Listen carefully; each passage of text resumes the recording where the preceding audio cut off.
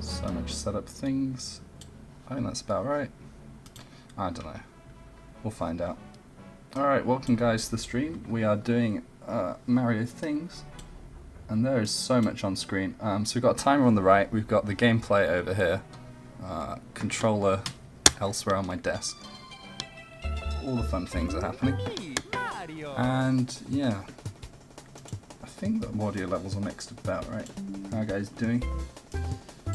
So this is a new idea I had. So I was just gonna speedrun Mario, but the thing is with this game is that like there's only like 7 runners for this game, but even still I feel like I'm nowhere near like world record for this. And let me just check my audio levels are fine. Testing. Yeah, we're good. But yeah, I figured there's no way that that I'm hitting world record in this game anytime soon. So while speedrunning, I thought if like I run out of things to say, which is going to happen very quickly, I've got this little display down here that I programmed up to show some philosophy questions I wrote before. I didn't write them, I got them from a source. I'll probably link the source in the description after I've finished streaming this. So I guess let's start. I've got the root over here too. The root viewer's probably got really scuffed on the video, is it? Oh yeah, you can't really see anything. But I can see I've got text here just in case I need the root. But I should be able to know all the stars. I mean, for the most part, for a lot of stages, you just get everything. Oh, and I haven't properly practiced like Grimy Mole Cavern 100 coins yet, so I'm just gonna be winging that as well. But yeah, let's just do this. All right, let's do a few stars just to get into it, and then we'll try and add in the philosophy as we go, I guess. All right, there's so many things here. I feel like I've messed up something, but I think we're actually all good. All right. Timer's going, that's going, and away we go. Back at this game. So a bit of background for this game. I imagine because I put a link to the stream in the Discord server for this game, so I feel like a lot of people know the game. But maybe after it's live, because I've been doing a lot of maths recently on my channel. But I was like, you know what, gotta go back to the roots and do some gaming videos too. So that's what we're doing today.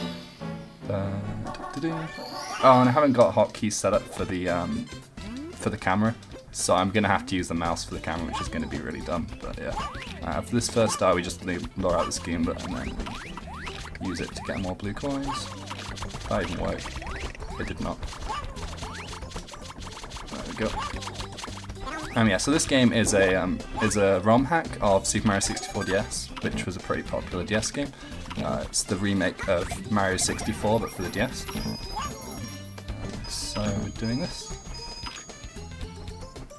I think I need about 24 coins. I did not get 24 coins. I don't think it matters. I think I get more coins than necessary anyway. So we got 26 and we've got to get 100.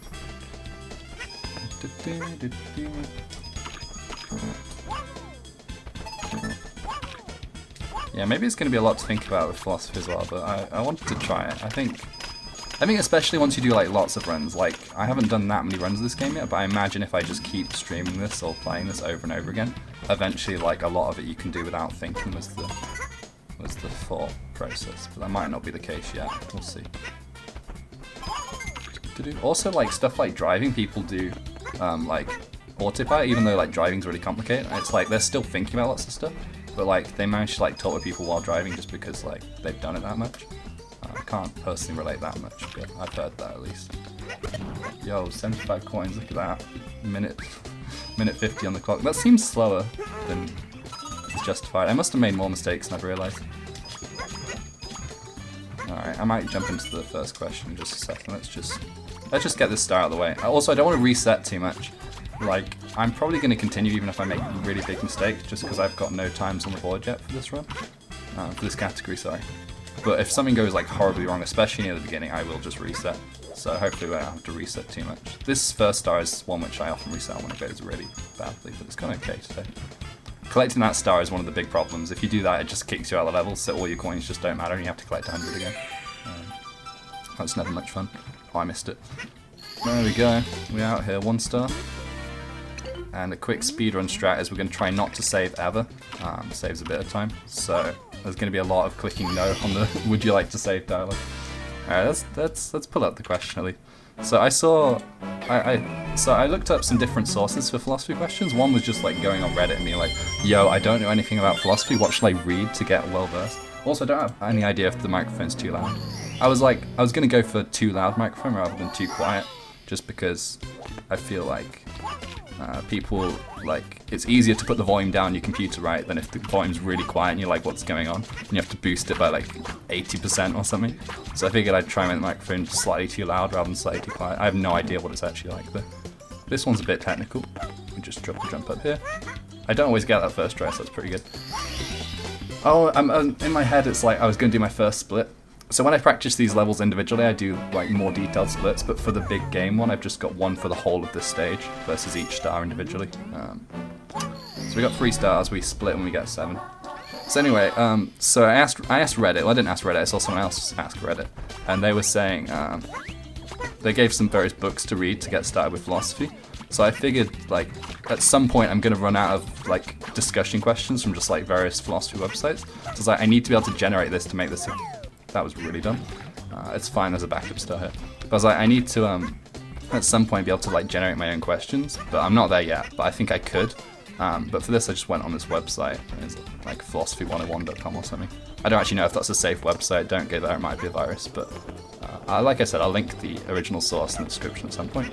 Anyway, I saw this question, which I thought was really interesting. It was one of the first few. Also, at this website, the first, like, 5-6 questions were, like, pretty good, and then from there on out, like, they slowly just became, like, the most, like, generic questions ever. Like, literally, maybe, I don't know, about 12 questions down, there's one, like, what is the meaning of kindness, and, like, how does that even, like, result in discussion? I guess maybe it does, but, like, it seems a tiny bit vague.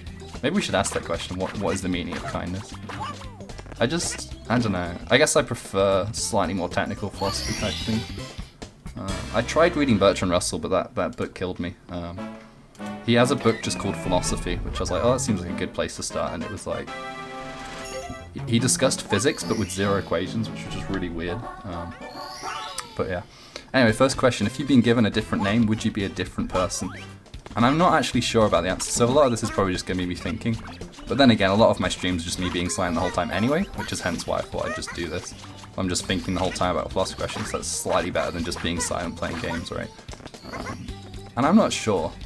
I might even come back to this question. Like, for me personally, also with these questions, like, another question to ask, right, is do you answer these based not on your own experiences or based on your own experiences, right? It's like, a lot of people will have had nicknames, so you'll be able to tell firsthand, did it change you as a person to have a different name? There is actually a study that's slightly on this, which, it's not about exact names, but on initials, where they found, like, if your initials spell, like, negative words, you tend to, like, do ever so slightly worse. I think it was, like, I think it might be income or happiness, one of those two. Maybe a mixture of the two, actually. I don't know. But I don't remember much about the study, just that apparently, like, roughly on data science, yeah, you are a slightly different person with a different name, but it's not much. I think it does, because although, like, I think I'm fully just going to answer yes to this one, in my opinion. Divergent responses in the comments are welcome. But the reason why I say that is, like, it's like the whole thing with stereotypes, right? Like, we try to say various times in society that we don't have stereotypes, but, like, we do. Oh, I need to concentrate on the star, I have no idea what I'm doing. And so, like, we have various things we associate with various names, I think. Like, I'm trying to think of an example without being offensive, and I really just can't. I guess one thing I was looking at, and also with the philosophy questions, was like references to like literature things, which I thought was really interesting. I think I've got three plants. I need 5. I know where the 4th and 5th are, so this is going well. This is probably the hardest plant, I think. Oh, I got it. You see those plays? We out here.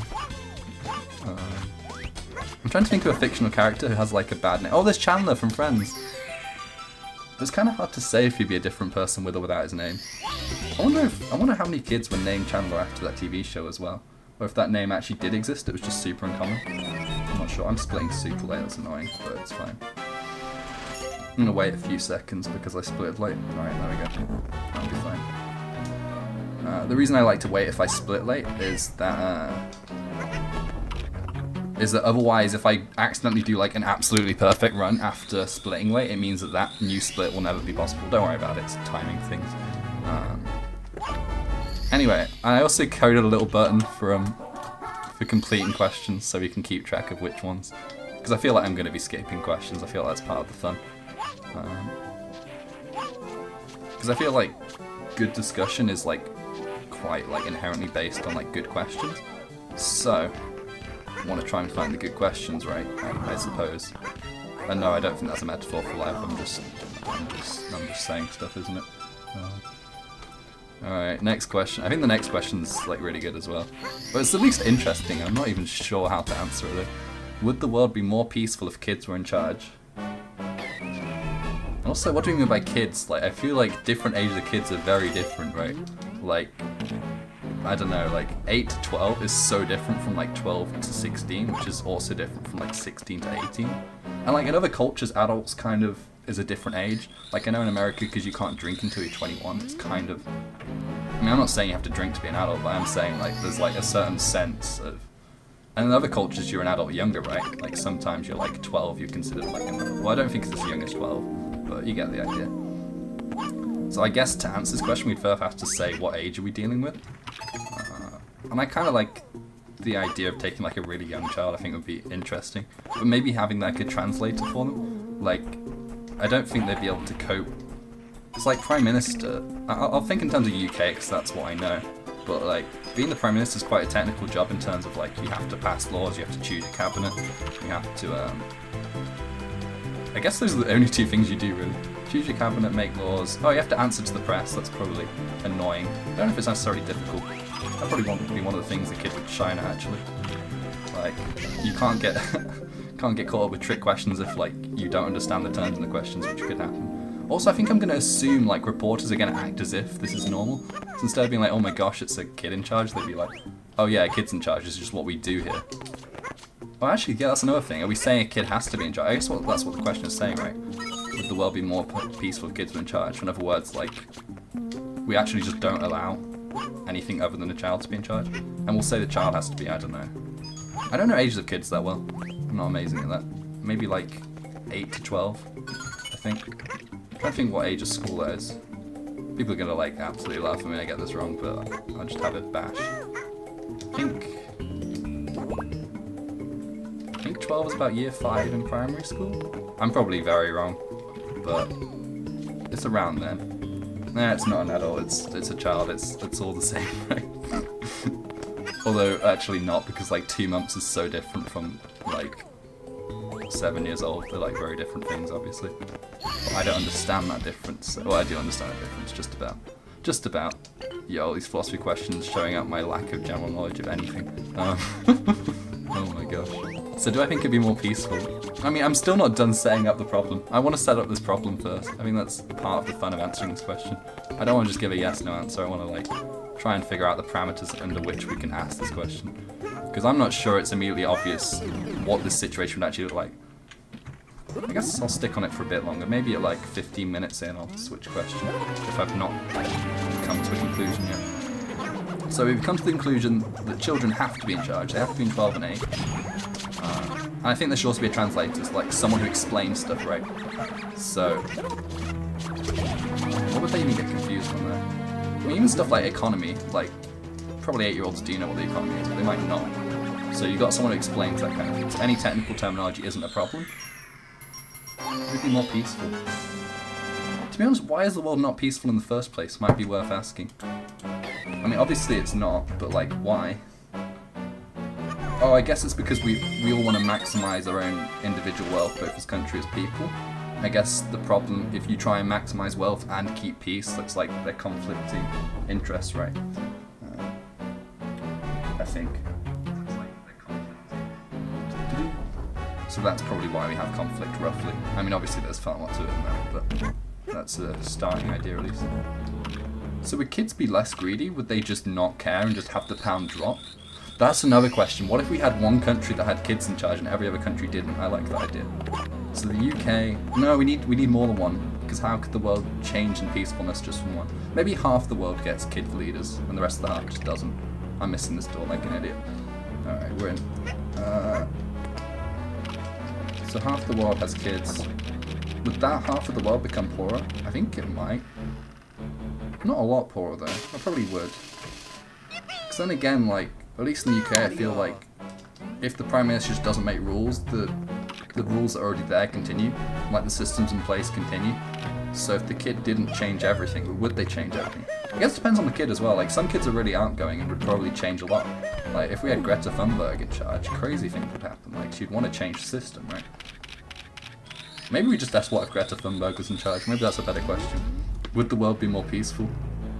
And maybe we assume there are clones of Greta Thunberg, but with different names and different appearances, but otherwise the same person. I don't even know if that works or not. We'll just assume there's no problems with that assumption. Now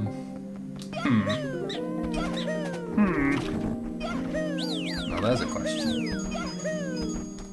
I mean, I think in the terms of the Greta Thunberg case, I think it would be more peaceful. But I think there'd be unexpected problems would arise. I'm not sure what those problems would be, but I just feel like something wouldn't quite work. Because if we could just go fully green immediately, without problems, then why haven't we? I don't know. You know, the question's bad, moving on. Well, it was alright, we got some interesting ideas, some bad ideas. It's just, I don't even know. I don't think I really thought of anything much. Nothing that's not already been thought of before anyway. Alright. Now I've got a really conflict kind of because... Oh, this is too similar to the last question. We're going to skip question 3 for now. Because I do not know the route at all for 100 coins. Like, I roughly know it, so we're going to be making up some of it. It's going to be very exciting. I hope you're ready, guys. We're on 10 stars. That's okay. That's okay. Because this question 3 is, can one person change the world? If so, explore it. If not, what's the minimal group size? But I ended up talking about activism a tiny bit with the last question. That's kind of too similar to this, so like I said, we'll come back to it.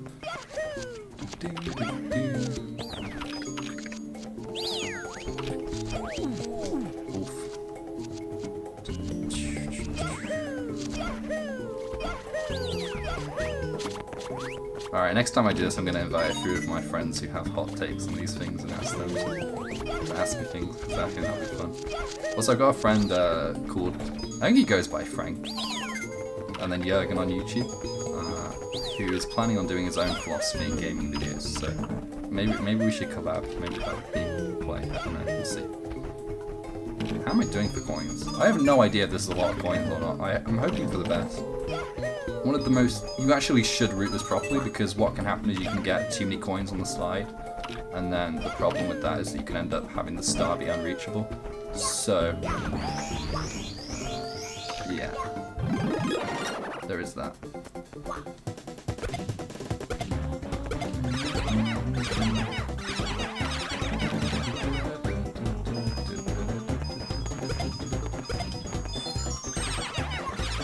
Don't miss that jump as well. The jump looks fine, but it's actually very missable. We got all those coins? 91, so we need to keep very careful track of it. 92, 93, 94. Alright, we need to get off the slide. Oh my gosh, we've just stopped. Well, that helps. There we go, exactly 99 is what we want. There's a trick you can do where if you get the red coin and 100 coins at the same time, it skips the cutscene. So you only see a cutscene once. Usually you have to show, because when we get 2 stars, so you usually have to see a cutscene for both stars. But here, as you can see, we just saw the cutscene once and both stars spawn. So it saves a bit of time, but yeah.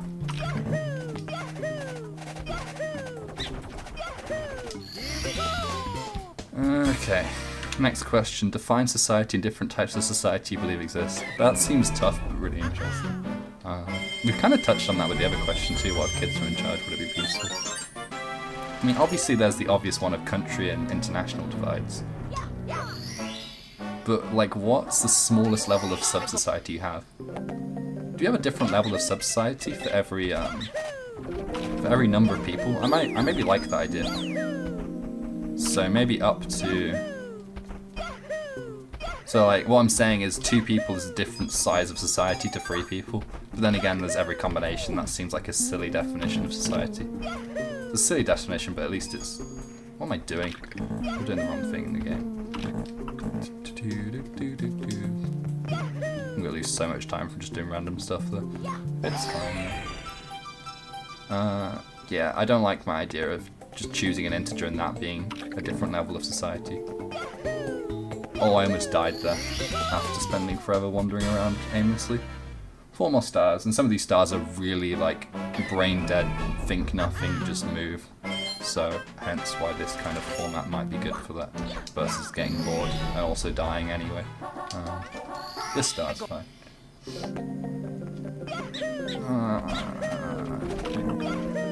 I mean, for one, probably different counties, or if in America, different states should be a different level of society to the country, right?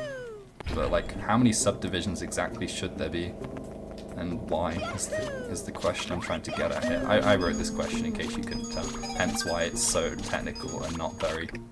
Again, I'm just randomly moving around doing nothing. Not so deep, meaningful, more kind of statistic wrangling, right? Well, not even statistics, just, I don't know, geography, but weird. Then again, geography but weird does make up quite a bit of philosophy, if you ask me. I don't know, maybe we just go for... So we have county level as level of society, and within that we just have 3 levels of society. So one is the whole county, and then the other is smaller 1 and then smaller 2. And then maybe that's it for a discrete section of society.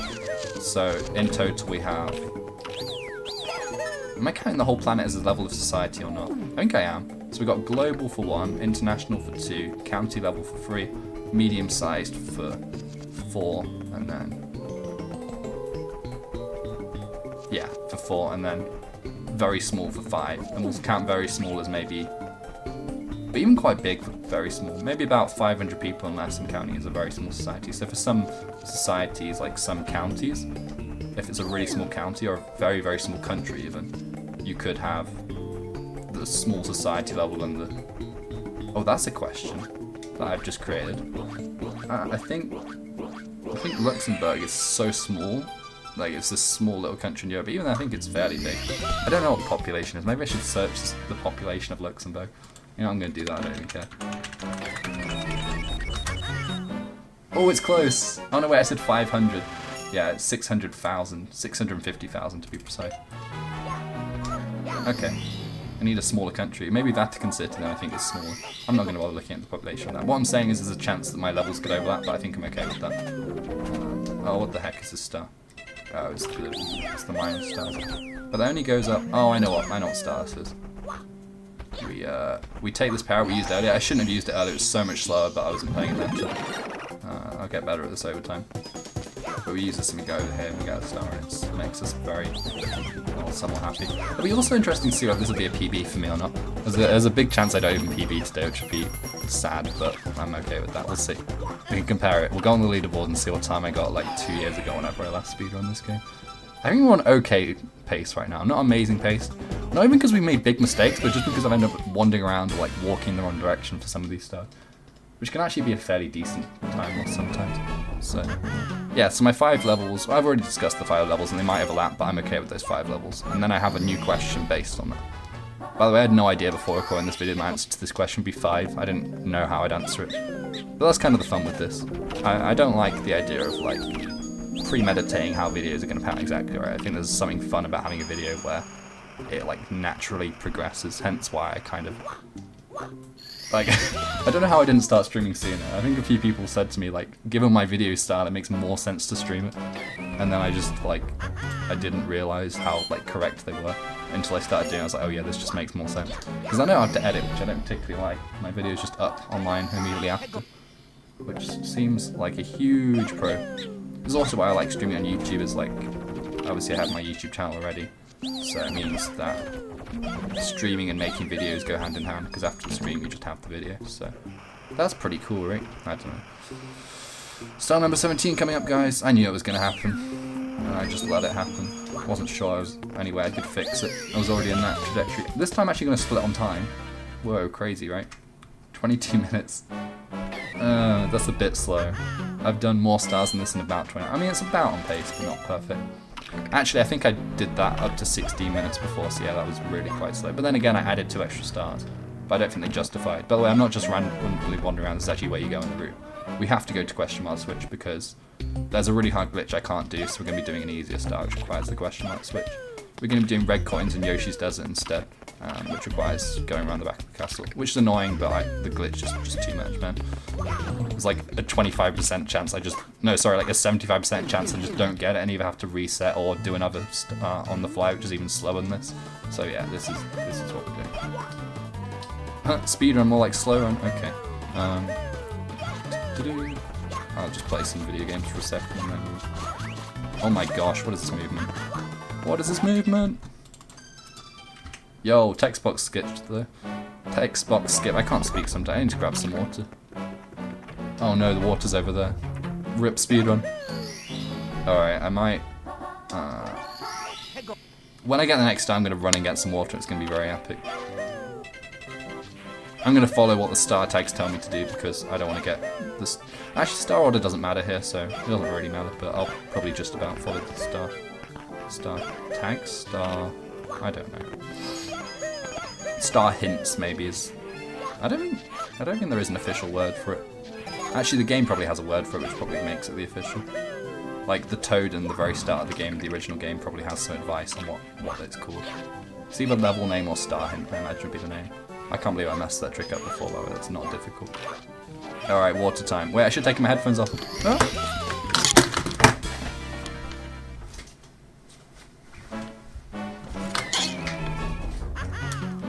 Smooth transition, don't even question it, it's fine. Oh, I've seen the continue button. Alright, hydration. Aye. Okay. Alright, switch star, let's go.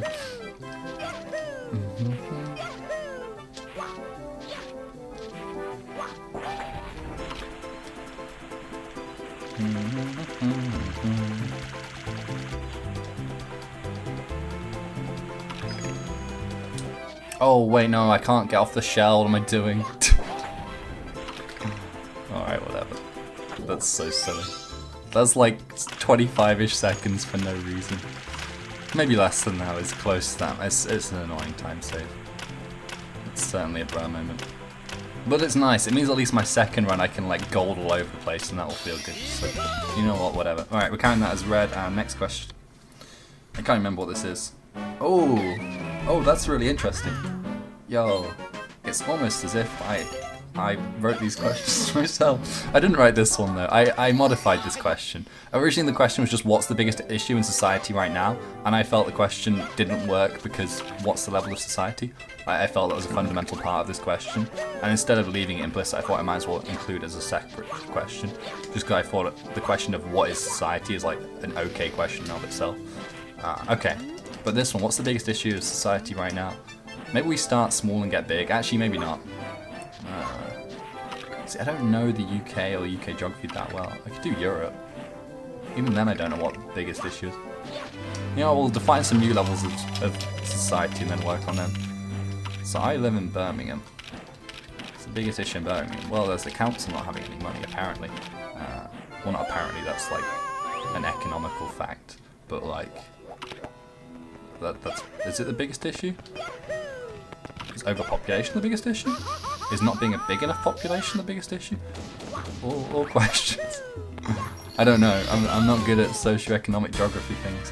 I don't know what to say about big issues in society. Maybe the big question to ask is which is a bigger problem to global society? climate change or some other big issue. To be honest, I don't even have to name the other big issue, just is there a big issue? Just in and of itself, is there an issue that's bigger than climate change to global society? Now, there's the possibility of World War III. There's the possibility of meteors hitting the Earth. I don't think we're protected against that yet. And for some reason that doesn't really ever get brought up, even though it is like a problem. Like, we've had near misses sometimes. Even after those near misses, instead of going, oh yeah, we should have a system to like we should use our nuclear weapons for good. We should use them to blow up meteorites that could hit the Earth. That would be a better use. I don't know how we haven't gotten that yet. Maybe I'm out of date. Maybe we have gotten that since I last heard about that. I'll get back to you on that. Episode 2. I'll go read some stuff and find out if we're ready for meteorites on track to hit the Earth. I don't think we are, but maybe we are. I don't know. Oh, I messed up that movement. That's so annoying. We're going for the big boy strats here. Only I'm messing it up. Camera go. Oh my gosh, is that even going to make it? Oh, okay, we did. I think that jump's not as precise and hard as I think it is. It just looks ridiculous that that works, but then it just does. Alright. We're going to click green on this, but I didn't necessarily answer it properly. Maybe we'll take a break from the questions for now and come back to it in a bit. Wait, what? There's one more star here? Oh, I didn't do this star. That's fine. I don't think changing the star order changes my timer splits, so doing it this way is fine. We have to go rescue the penguin in this level for another star to get our total up to 22. There are way worse routing mistakes I can make, so this is fine. Like, missing the question mark switch is such a big problem. I literally wrote question mark switch on my splits. I know you can't see my splits, but I wrote that on them. I can probably leave a link to my splits in this video, but probably most people don't mind that, so I don't know if I will or not. Then again, I like just documenting everything, so there is that.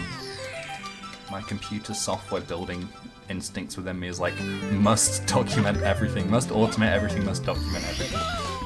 I'm not great at the automating stuff. I'm getting better at it.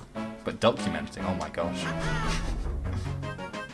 I'm more used to information about information than the information itself, you know. That's what it's gotten to. Yo, I should have brought some computer science questions. Next time, I'll search up computer science and philosophy questions. It'll probably just be about AI, but I'm here for it. Although not really. I need to research more about AI before I can create good opinions. Eventually, I'll have good opinions about AI, but not yet. I'm seriously messing up. I completely forgot you have to do the lighthouse star first. I was going to try and do a different star first, but then that doesn't work, so... Oh, actually, I can do the stars out of order. I'm just... Go, go! Oh, so close. That's a bro moment. That's like 20 seconds. Oh my gosh. Mario, go! I'm sorry, guys. I forgot how to slide kick for a second there. Yeah, I'm going for the big strats because I'm bored and why not? That was such a bad fail, but at least I didn't fall off. I did that strategy so badly, it's impossible to tell what strategy I was meant to do there. That's great. Oh my gosh, no, I forgot about the slope. If you stop running, you just lose all your speed and just end up being stuck standing still. Wow, that was truly a train wreck of a start. I think I can make up for it next star by doing this clip. It's not that difficult if you mess it up. Everything's bad, so let's just not mess it up, right? Makes sense, huh? I think I'll go for that next. Yeah. To prove that I have some video game skills. Not many, but some. Why am I ground pounding? It's fine, it works. Wow. I thought I could long jump up that, but apparently not. That Chucky grabbing you is a run ender as well. And it's so easy to forget because it rarely happens. Whoa, cool. I almost missed it. Oh my gosh. So the way water works in this game is it only puts you, so you're either in a swimming state or like a running state, and it only puts you into a swimming state if you clip through the water plane. So right there, if I miss the blue plane, which you saw as I fell down, like instead of starting swimming, I just fall to the void because there's no water. There's only a single line of water at the top that puts you into the water state. So you can end up just dying there if you miss it, and I almost did. But I didn't, so it's fine. But yeah, it's why it's hard to fail that thing, because the blue thing takes up more space than not. But I was very close to failing it and ruining my entire life. Well, not that dramatic, but you get the idea. Some Run tech. No! I can't make this back. I'm just gonna charge Y dash again. That's really annoying. I've been practicing that a lot recently. And no, come on. Oh, it's all going very well out here. You know what? We're doing a different star. I don't even... No, I can't do a different star. I can't do a different star. It's a ridiculous thing to do. Alright. We just have to stand here, charge Y. There we go. That was what meant to happen without all of those pauses. But no deaths yet. I don't think I've died yet. You know what? We take that. I'm about to jinx it. We're about to die very soon. But I've not died yet, which is... You know what? It's a goal. It's a goal. Alright, I'm bored of trying to make up Mary commentary. We're going to go back to philosophy questions in a second. But... What is even left in the stage? Maybe nothing. I need to be careful not to go into the stage too many times. Which sounds like a ridiculous problem to have, but it could happen. I can count the stars though. Should be fine. We need to get to 27, so 2 more stars. What the heck am I doing? Oh my gosh. Okay. I am a very skilled gamer, guys. Oh my gosh. Ah, Mario, go! Go! Oh, clutch. Clip it. Oh no. Don't clip it. It went wrong. Oh dear. I've never run into that Koopa before. That's a bro moment. Oh, am I going fast enough? I am going fast enough. That was scary. That jump is actually like close to max. Because it's not just the size of the jump, it's the fact you have to initiate a dive, otherwise you're not going to make that jump. And you have to be going fast enough, otherwise you don't dive, you just kick. So I got... It went okay in the end, but that could have gone very wrong. Alright, last star, let's go. And then after the star, we've got 2 more stars, which I shouldn't mess up, but I might. If I die anywhere in the run, I think the next 2 stars are my most likely place of death. But I shouldn't die. I practiced it a fair bit. Oh, no split. Alright, what would life be like if we never experienced pain? This one I looked at, I was like, I don't think I could ever answer that, but I thought it was interesting enough that I would try and think about it for a bit. I seriously have no idea. Like, I feel like this plagues, like, the big philosophy thinkers. I was going to say the philosophy doers, but I don't think that's what they call themselves. I think they just call them philosophers. Maybe philosophy thinker is the correct term. I don't know. Let's concentrate on this a bit, I guess. Does Mario feel pain? Maybe that's a better philosophical question. Do video game characters... Do fictional characters feel pain? Is that a stupid question? Is it true there are no stupid questions? Maybe that's a philosophy question. I think... I'm more on the edge of believing that... I did die there, by the way, like I thought I might. I did jinx it. Yeah, I tend to lean on the debate of are there stupid questions. I tend to lean on the side of I don't think there are stupid questions, just because I think part of human function is to try and express ideas we can't. I think happens a lot. And I think in order to put a handle on ideas that we fail to express requires asking questions that, although could be labelled as stupid, I think they're useful. Like, I think you see this very occasionally in textbooks, but occasionally, like in maths textbooks, you see this is the wrong way to do it because it's like much easier to describe what it is you're trying to describe by showing the wrong way of doing it than just trying to explain in words the wrong way of doing it. Like instead just put a head type saying this is wrong and then some maths versus trying to do it in a sense of always being true. Because I think you can always express it without doing the error, but sometimes intentionally doing the error helps with it. That's how I feel about like stupid questions. It's like you intentionally do the error because it makes it more obvious why you can't do that, right? If you just like fully fail at it versus if you try and explain the fail without doing it.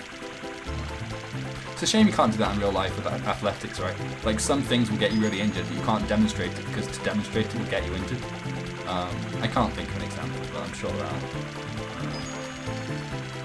What happens if you like snowboard without putting the straps on? That seems like a recipe for disaster. And it's like you can't demonstrate what would go wrong because you would get hurt doing it, I think. Something like that. But what would life be like if we never experienced pain? I guess what I'm showing here is I'm dodging the question because I have no idea. I guess this is different from infinite happiness, which I think makes it a better question, right? Like, what if we were always happy? Like, I don't think it makes sense, the question, because happiness is too subjective. We never experience pain, but I assume we can still die. So, like, what would it mean to die without feeling pain? Would you just slowly be dying and just not realize it? And also, what are we counting about, like, touching hot things? Is that pain? Because that's kind of like a built-in function, right? To allow us to not touch hot things, is that when we touch them we feel a sort of pain in that sense. So I need to clarify that before I can say life without pain. Or maybe we just say it's not possible to not experience pain, it just doesn't make sense. And also what about emotional pain? Are we saying like if someone close to you died, that counts as pain, you wouldn't feel pain? Just like, I don't know, like you're married, your wife dies and you're fine. Like, what are we saying about that, life without pain? Like, what's going on with that, you know? I think it's probably really important to clarify before we even begin trying to answer the question of what would it be like. Maybe I'm just dodging that. I don't, but actually that's like a big problem. Like sometimes it's happened. Like, I was looking at the philosophy of statistics recently, and by that I meant I watched like an hour-long lecture video on it. But you know, that's similar, right? Lectures are a useful way of learning, I think. Anyway, so the guy there was bringing up that, like he was saying before we can talk about all the statistical methods, there were so many preliminary problems. Like even some problems that seemed ridiculous but that were brought up, and it's like we actually can't reason about this further until this like ambiguity is clarified. So in that particular case, what he pointed out is with the dice, one way people define the probability of a dice rolling 6 being 1/6 is the limit as it approaches infinity, right? So you're saying we're going to roll the dice infinite times, and then whatever proportion of 6s to other numbers is the probability of getting a 6. We're saying that makes no sense, and like not for the reasons you might expect of us not having infinite time. It's like even if we assumed infinite time, the problem is, right? Because we're saying what about, let's say, 5 billion times was close enough to infinity? But we're saying the problem is you can't even roll the dice 5 billion times because the dice would disintegrate, right? Because it's a physical object that's susceptible to deterioration. So if you keep rolling it over and over and over again to get your data, you're actually going to destroy the dice in the process. And then if you roll different dice, that goes against the philosophical principle of probability has to be the same object being rolled. So you can't just replace the dice. Like you physically will destroy the thing you were sampling, therefore being a big problem with how we define probability. I actually think there is a way we can define probability. I was going to make a video at some point. I think this video was made maybe quite a while ago. Maybe it was about 7 years ago. I can't remember exactly. I can maybe put it in the description, or I'll say in my next video how long ago the video was. But apparently at the time, like no philosophers were willing to put forwards like a proper definition of probability, and no mathematicians were either. Apparently, I don't know if that's true or not, but and I'm not saying like I think I've solved the problem, but I do think you can have a proper definition of probability. I'm sure lots of people have. The difficulty isn't coming up with a definition of probability, it's that you've got to get people to agree with you that it's a good definition, right, and that it's logically rigorous. I think I have a candidate for one though, so I was going to make a video for that at some point, but I just worried, like, is it even interesting, and like how long would it take me? Would it take me months? Would it take me weeks? Would it take me days? But yeah, let me know what you think about that. Would you want to see me maybe even start with just like a rough sketch of my idea for how we define probabilities to avoid the philosophical paradoxes associated with doing the traditional ways of defining probability?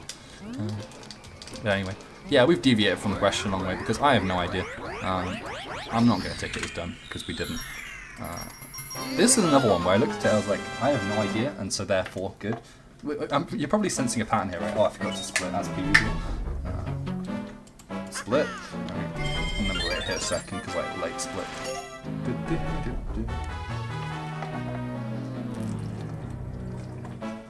Yeah, 40 minutes here is a bit slow, but given that it's like a first run, I think it's okay. I think it's roughly okay.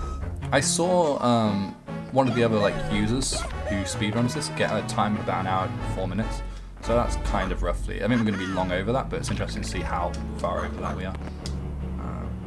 Find out. I don't think he's top of the leaderboard. I think he's second or third. So I think top of the leaderboard is around 50 minutes, which is insane speed given we're 30 stars in and 40 minutes. Then again, I have been making a few mistakes here and there. Well, many mistakes actually. Yeah, this question, I don't even know. Like, how do you even? Oh no. Oh no, we can get it. No, we can't. It ruins everything splits wise. So back up. There's meant to be a star here. I was meant to get about. But this one? Nope, that's a physical wall. Excellent. One of these is a painting. Trust me, I'm not just going and saying it. There it is. Whoa, we went through the wall into the painting. It's a magical world. Oh my gosh. Yeah, should we have to pay for basic needs such as food and water?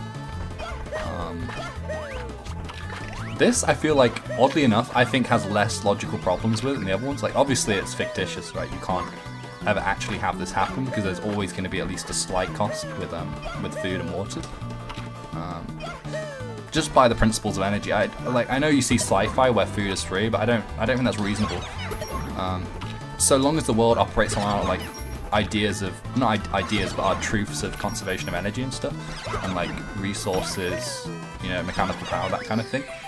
Like, even if the food goes down to like a really, really small price, like maybe our equivalent of about 1/100th of a penny might be possible in the future, like, I still feel there's going to be a slight cost involved with food.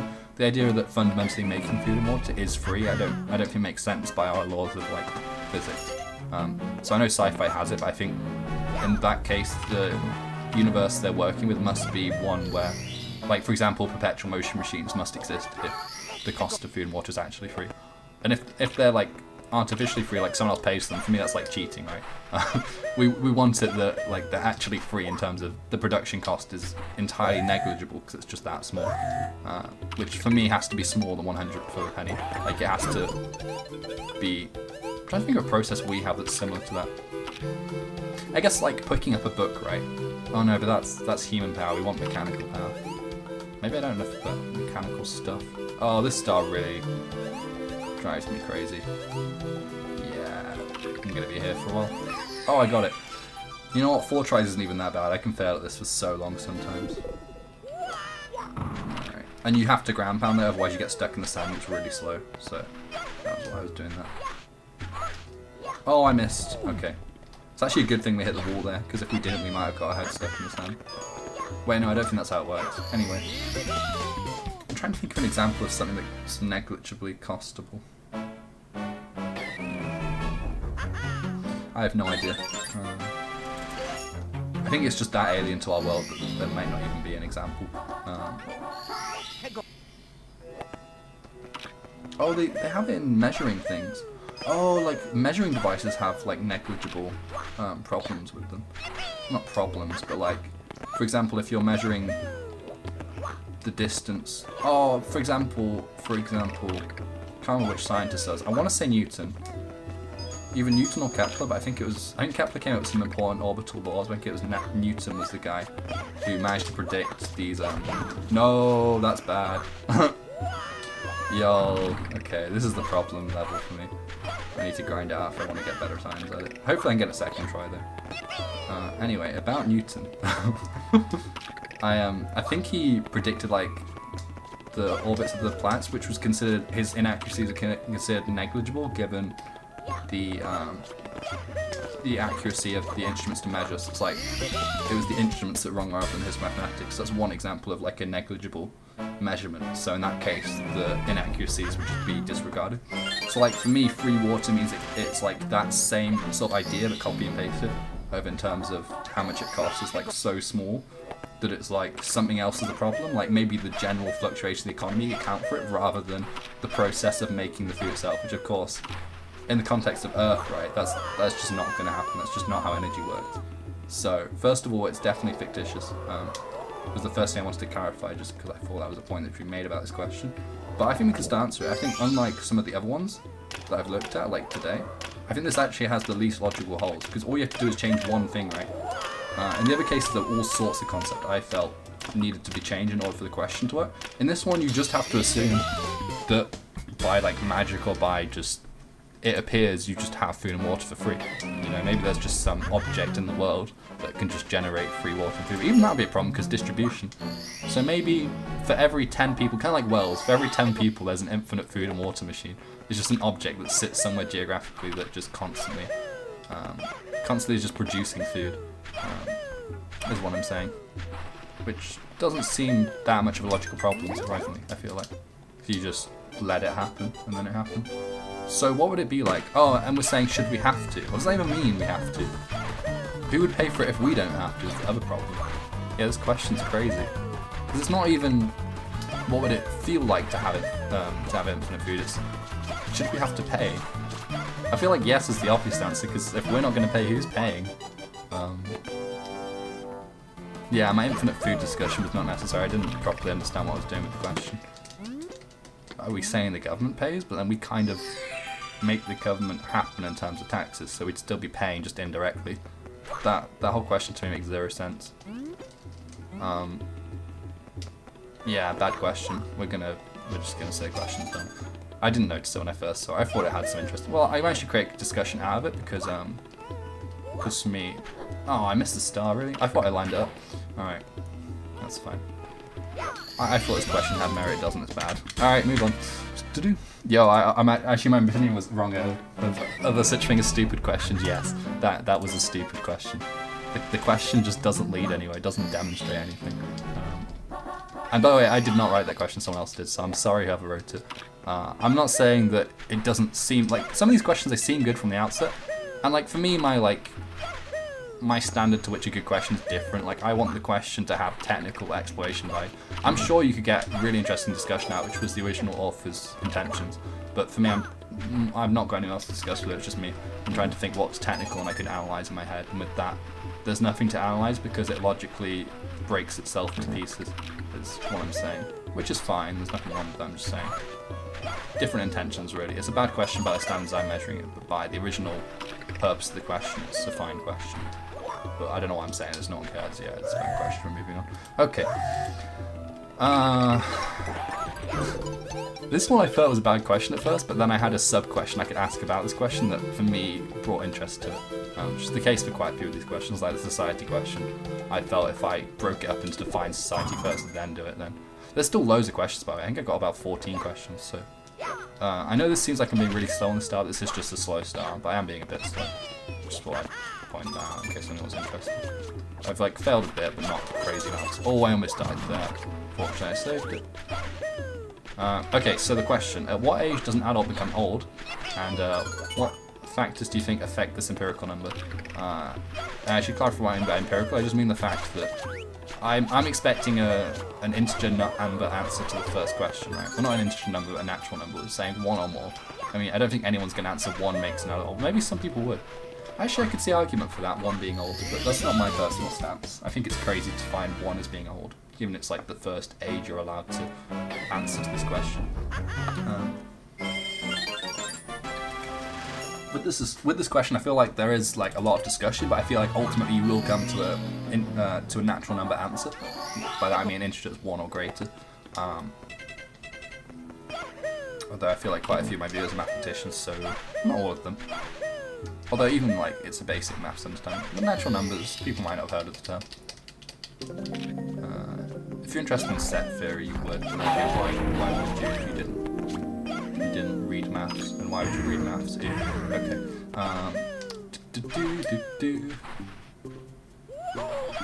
Alright.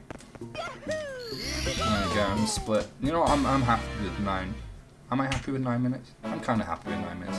It's a little bit slow, but I think it's just over a minute per star in this category, even if you're like very, very good at the game, which I'm absolutely not.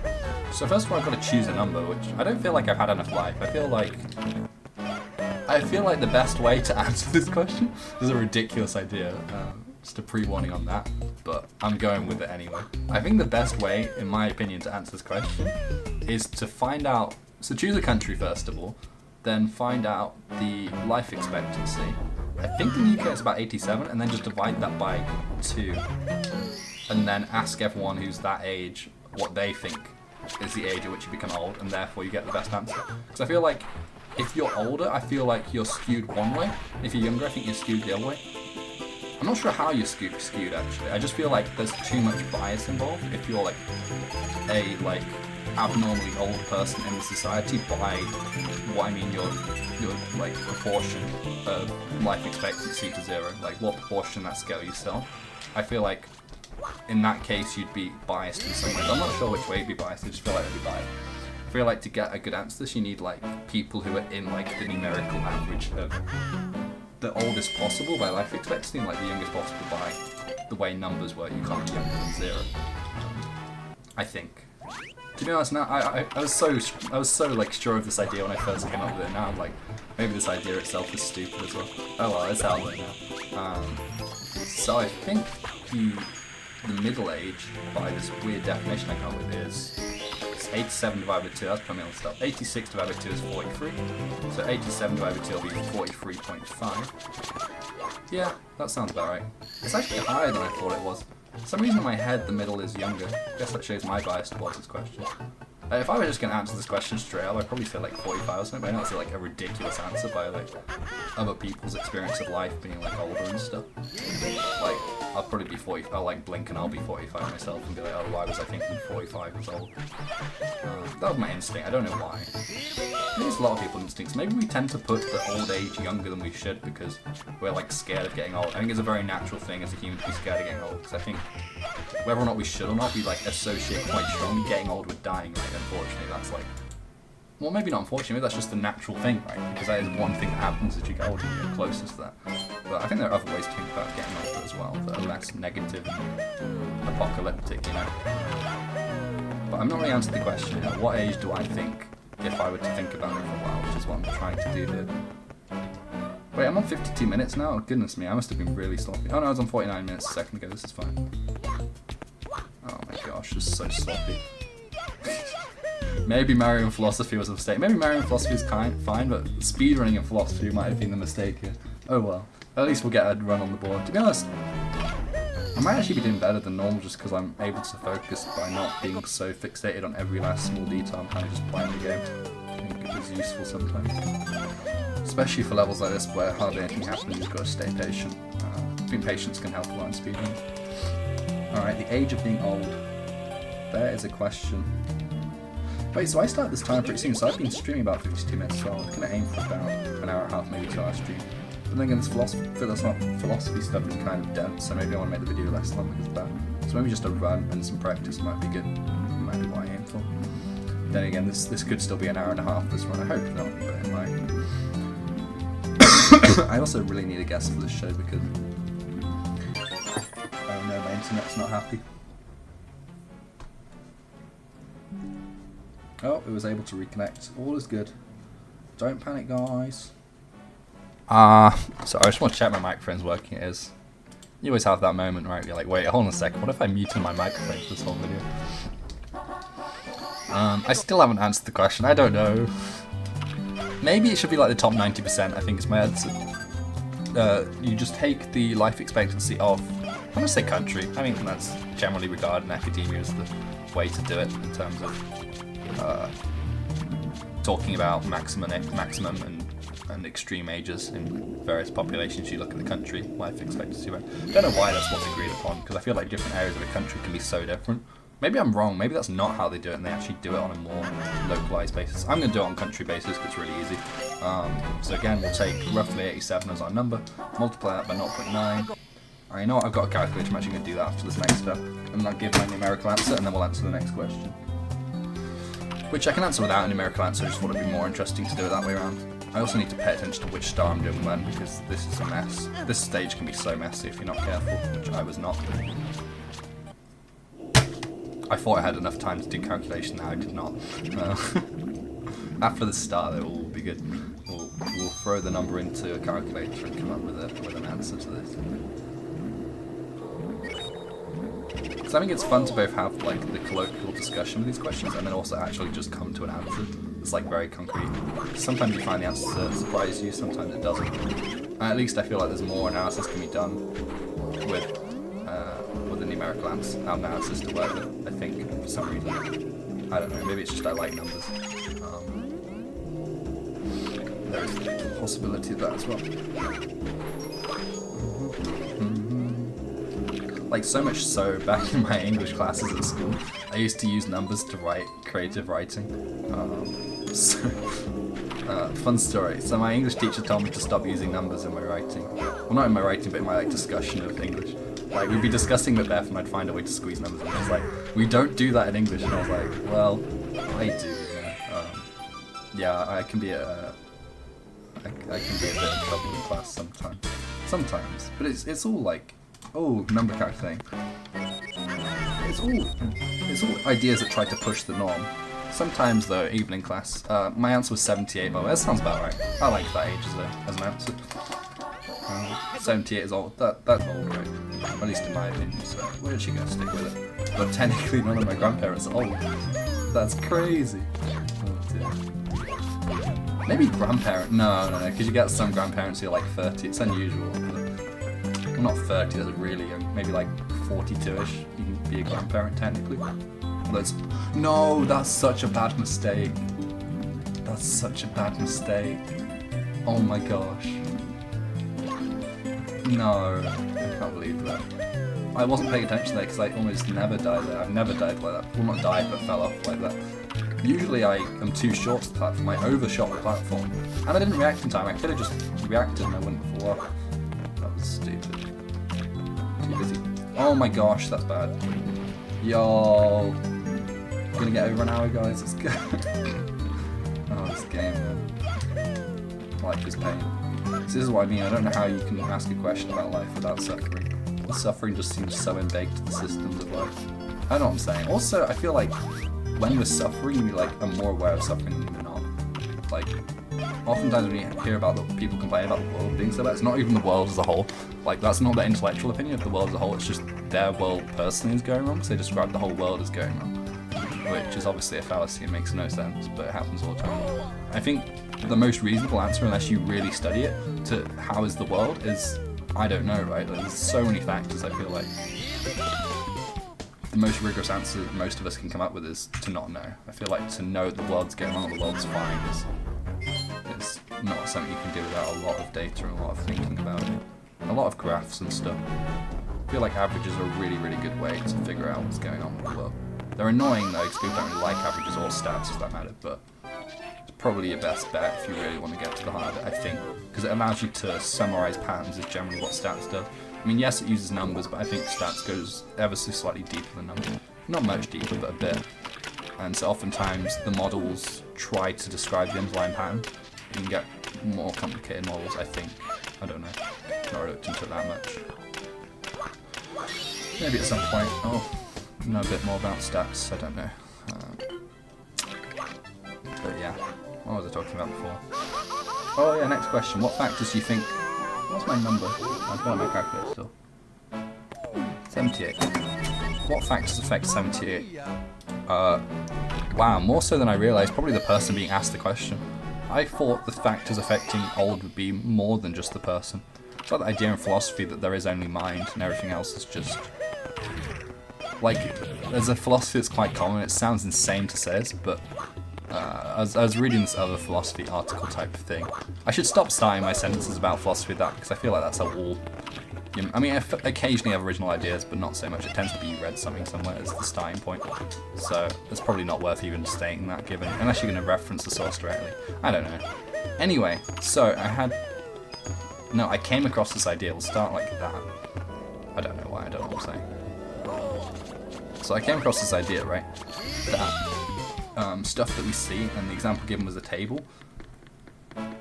They were arguing, it's a weird argument to have, they're arguing the table is real in terms of the fact we experience it, and it is a thing, but they disagree over what that thing is. They don't think the thing is matter. Like, it's the idea if no one's looking at the table, then the table stops existing. Kind of. It's not quite their argument. The argument is more... It's more a case of their definition of matter. It's quite technical, I couldn't remember exactly, but I just thought it was really interesting that, for me, like, if the table exists, the table is what we think about as a table, right? It's some physical thing that is subject to the laws of physics and stuff to that effect.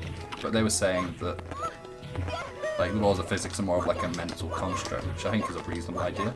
But what I found surprising was the idea that, like, they separated, right, the existence of the table and the nature of the table as two separate questions.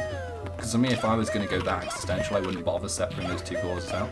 But it actually makes a lot of sense to do that. I just never thought about it before. So, there's that. That was a gross summary of a very complicated topic in philosophy. I don't know much more, so that's why. It wasn't really so much a summary of this is what I know about the topic.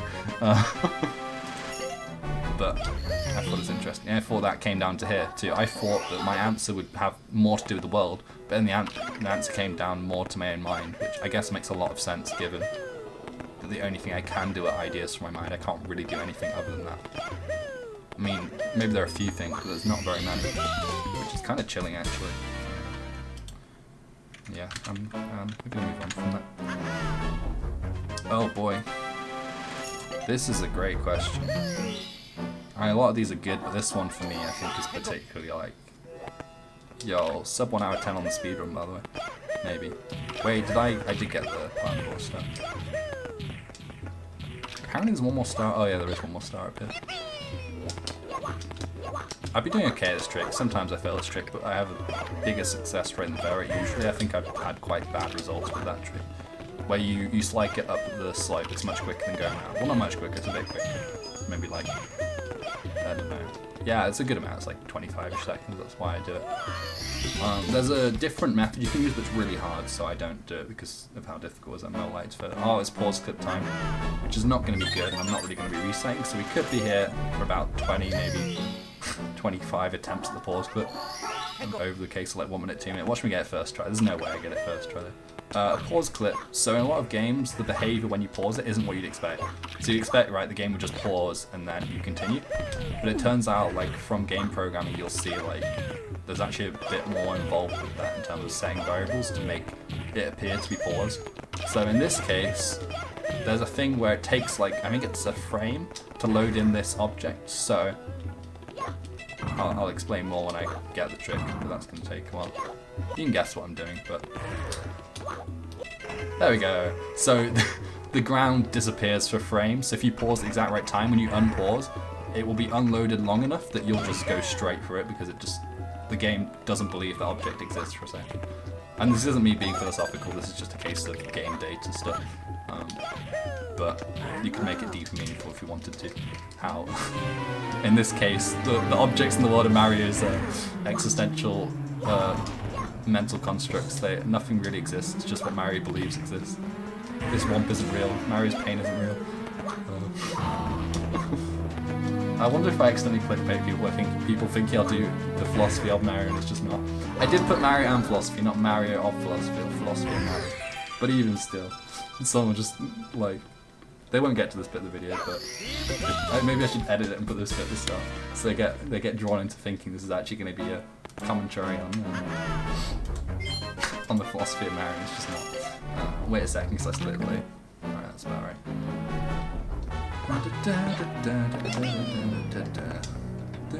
Again, I have another split here to say 50. You can't see splits, so I don't know why I'm commentating on the split. Yeah, it's just so I remember to get the 50th star. I don't get confused why I haven't got 50 stars. There's one out here you can get, which is really quick. Alright, now we fight Bowser and then we beat the game and feel very cool about life and stuff. Oh, I should ask this next question as well. We can continue discussing it. I'm just worried that, like, because when I'm resetting the ride, I'm going to do another full run, so I'm going to try and load up some practice splits and do some practice. So, there is that. I'm going to go for this trick here. I don't usually get it, but whatever. If I don't get it, it's fine. Nothing bad happens. Yeah, I didn't get it. I think it's probably quicker to retry there, but then again, there's like a risk if you keep failing, so hence, I'll just do the backup structures over here. It's kind of hard to see. Oh, that was weird. It's kind of hard to see what the trick I was going for when you don't get it, but trust me, there's a way to get up by doing a wall kick over there. Or something like that. I'm going to try and get the early grab here. If I don't, it's very bad. I mean, it's as bad as missing. It's just... Oh, I missed. Wow. Yeah, you can grab him before he stomps on the platform and it makes it quick. I mean, there's been so many mistakes that it's really inspiring. But missing Bowser is also really annoying, so not miss the throws. You can't actually get it to the spike on the first throw, unfortunately, it's just too far. Even when you're going at max throw speed. So you have to do an intermediate throw. Bye-bye! Which isn't the worst thing in the world. Wow, that was a good throw. That was good as it gets.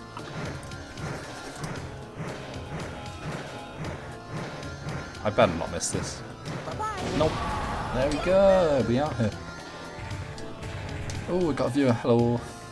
Welcome to the stream. Just about to finish this run. It's an okay time actually. It's got to be a PB. I don't think I got anywhere near this time before. I'm not nervous here because I've been just talking about philosophy for like an hour. So maybe this is the way to go. Maybe Mario philosophy equals better Mario gameplay. I don't know. I'm not asking this last question because I'm going to have to do a bit of reset things to get ready for the next run. So I thought I'd just finish this run. But yeah, we'll be going back to that in a bit. I'm not going to long jump in here. I considered long jumping, but I just mess it up so often. There we go. Yo, sub 1 minute 07. That's got to be a PB. Yo, that's crazy. And now The verification peeps over at speedrun.com are going to be so confused. They're like, why is he answering deep questions about life and stuff? Is that? Oh, it's nowhere near the top. It's nowhere near top 4, but it absolutely destroys my last PB. My last PB was 1 hour 21 minutes, and now this one was 1 minute and 6 minutes, so that, my friends, is a good run, which is surprising given the fact I was just commentating. I guess it kind of shows, I mean, in theory it shows what I could do if I put my mind to it, but in honesty, even if I was concentrating hard, I don't think I'd beat my time by that much, so it's whatever. I guess it helps that I've still been playing Mario 64 on and off in the background. It's kind of helped my general skills, not making as many huge mistakes. Obviously I still made some pretty hectic mistakes. Yeah, I think I could get sub 1 minute 10, probably. Oh, I've already got sub 1 minute 10. I guess the next goal is sub 1 hour, but that's a harder goal. I think I could probably do it. It's probably about 7 minutes of time save. I'm not sure. Anyway, as promised, let's change up splits and do another run. I'm gonna save this as well because I feel like it.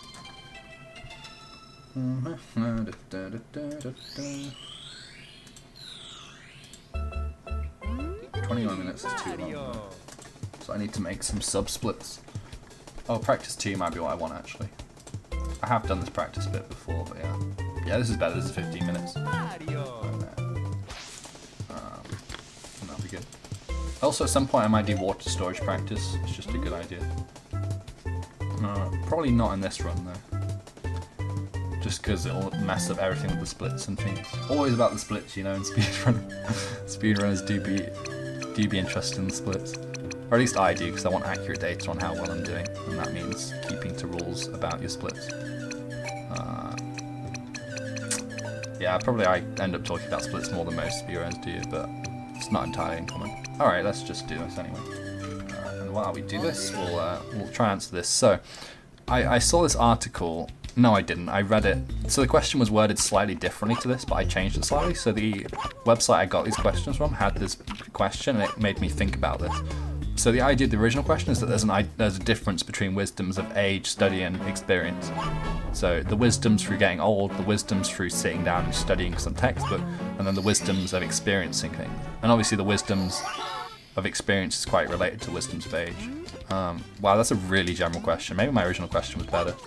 No, I didn't like the original question. I just didn't feel like it was indicative of discussion that would go anywhere. I've really messed up. That's actually an unrecoverable mistake, so I'm going to reset. I jumped on one of the Goombas I had to combo with, so that happens sometimes. That's why I do that stuff first, because it can go wrong. Yeah, that might be too general a question. I thought it was a good question. Maybe it's not. Because I've asked how are they related or otherwise. What does that actually mean? Well, I guess we've already discussed that age and wisdom are related a bit. Study and age, that's a good question. Maybe the other question is maybe a good question related to this. I guess that's part of these questions, is to come up with other questions related. I feel like part of this is a sub-question I can ask. In this case, I want to ask the question, are there any things you can only gain through experience or age, but you can't gain through study? Which I think is a good question. I think it's been asked quite a lot as well. I'm not sure what the general stance on it is. I mean, I generally quite enjoy textbook study, but that doesn't necessarily mean that I think this, like, the subset of things that you can learn through textbook. What? It targeted this pole? I'm sorry, I just got scammed. This didn't happen in my main run, I guess. I'm gonna drink some water.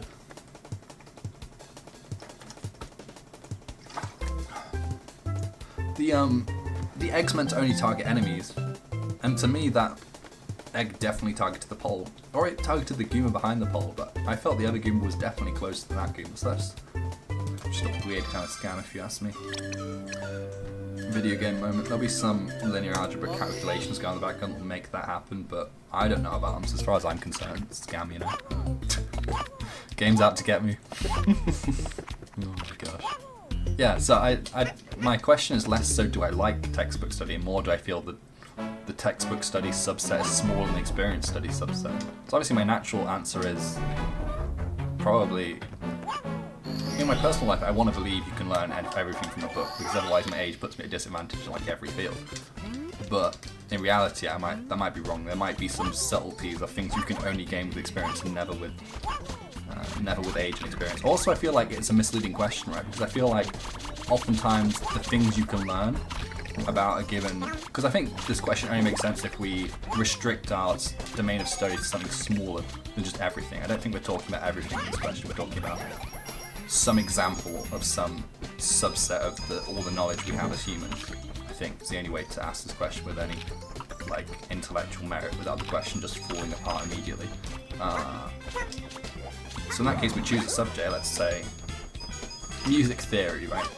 And I feel like the thing with this question is that your actual age and your actual experience don't matter so much as how much experience do you have with that thing, right? So like if you're like maybe, I don't know, 33, but you spent your whole life making music, you're going to have more experience than someone who's 80 but's never really learned an instrument, never played music in their life. They're just not going to have as much experience as you. So it doesn't matter they're older, you're almost certainly going to have more knowledge about music theory because you have more experience in the thing. So I guess then that narrows our question down to, first of all, we've narrowed it down to a particular study area, and second of all, we've narrowed it down to age doesn't matter is what I've said. So narrowing it down to just experience related versus study related. Also, I think the other thing that makes this misleading, right, is I'm going the wrong way. This isn't where you're going. This part.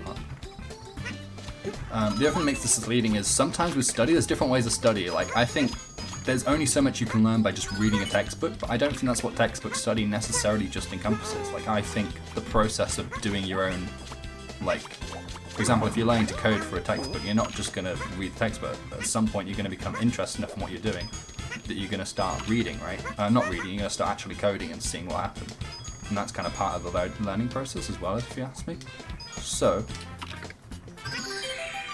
by textbook study, I don't think we just mean reading, which is what sometimes people think it is. I think we mean generally just kind of tinkering away in your room. But that's going to add to your actual experience. So maybe we do have to restrict textbook study, otherwise it's just the same as experience. Yeah, I think the question works better if we restrict study to just reading, and in that case I think there are things you can't learn just by reading. And then that's the question. So I think in this case the way I've defined study wisdom, I think by the way I've defined study wisdom, I think that the set of study wisdom is smaller than the set of experience related wisdom. Would be my final answer to this question. And I'm saying age doesn't matter, just because I think it only makes sense to answer this question with regard to one single element of ideas and thought and information. And when you do that, it matters far more how much you've done of that thing than how old you are. I don't think how old you are ever really comes into anything, in my opinion. Obviously that's a very controversial opinion, a lot of people disagree. I guess there's like people skills you get from being older, but even then, if you're younger and you spent more time with people, I think you'd be better at people skills than someone who's really old but never really spoke to people. But that never really happens, you always have. Maybe there is something inherent about old age wisdom that I just can't appreciate, but is there. I'm willing to hear the opposite argument, I don't see it personally.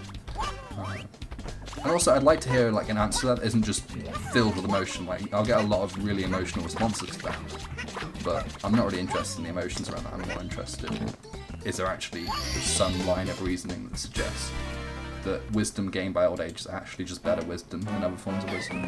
Because I don't necessarily see it. That's how I feel. Alright. What's the next question? I'm so tired though. That's another question about wisdom. Oh, this is a fun one. Again, I have so little idea how to even start with that. Can someone be in love with more than one person? I don't see why not, I don't know. I think I might just leave my answer at that. Maybe a more interesting question. I think a lot of this is like, how can I ask a more interesting version of this question is it ethical to be in love with one person? Do you even have control over who you're in love with? That's a good question, I feel like. Or I forgot to split and now life split's being mad at me. We're just gonna split and then wait a second. 2, 3, 4, okay, go. Now I'm gonna be behind by a few seconds because of that. Minute ahead's really good. Then again, I have practiced this more than a lot of it, so that's probably why I'm able to be a minute ahead.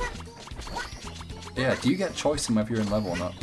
Maybe that's something you can only answer if you've been in love before. Maybe I'm too young for this question.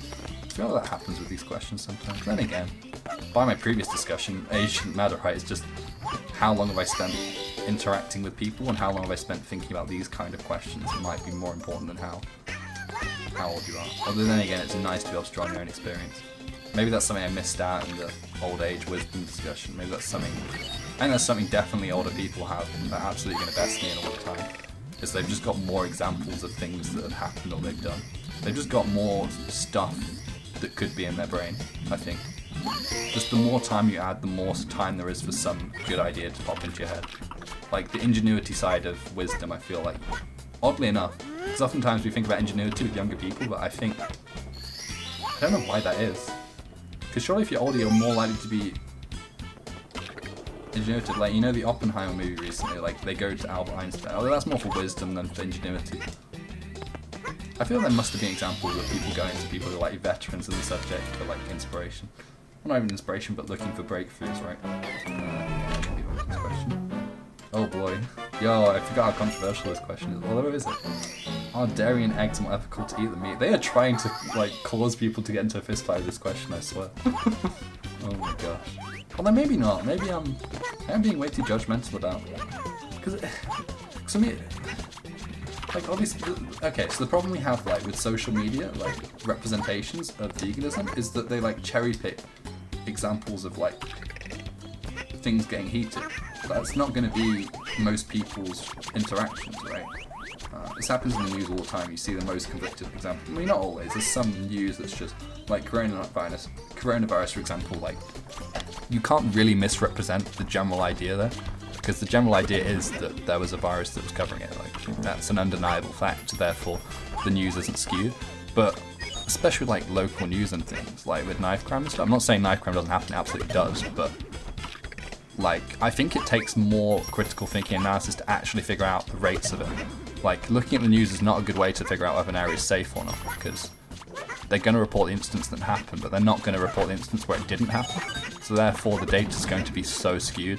So you're going to end up thinking it's like 70-80% chance that like you go out late at night, you're going to get stabbed, when in reality it can't possibly be anywhere near 70-80%, because like we know that there's loads of people out late at night, that just happens, and yeah, we only see. You don't read a newspaper like. If it was that common, it would be kind of like reporting the rain, right? Like, whenever it rains, we report it, right? If it happened that there was someone got stabbed, or maybe 2 people, maybe 4 people were getting stabbed every single day in a given city or area. If it was that common, like, I feel like the reporting system around it would have to change, because when it's that common, it's like, it's not practical to do an individual story on each one, because you'd have to have 4 individual stories per day, and the newspaper's going to want to start showing other stuff. So therefore, if there was that many people in tragic accidents like that, then where am I going with this? That's the real question, isn't it? Travel, what does travel mean? Oh yeah, I have to go do this stuff. What am I trying to say?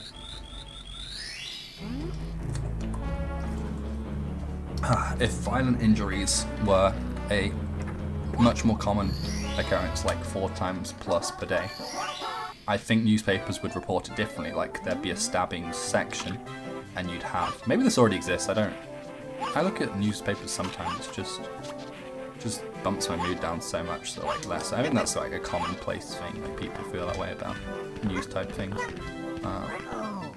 Just start to want to live versus trying to like analyze the world around them. It's just too exhausting to be aware of everything all at once, you know. Yeah.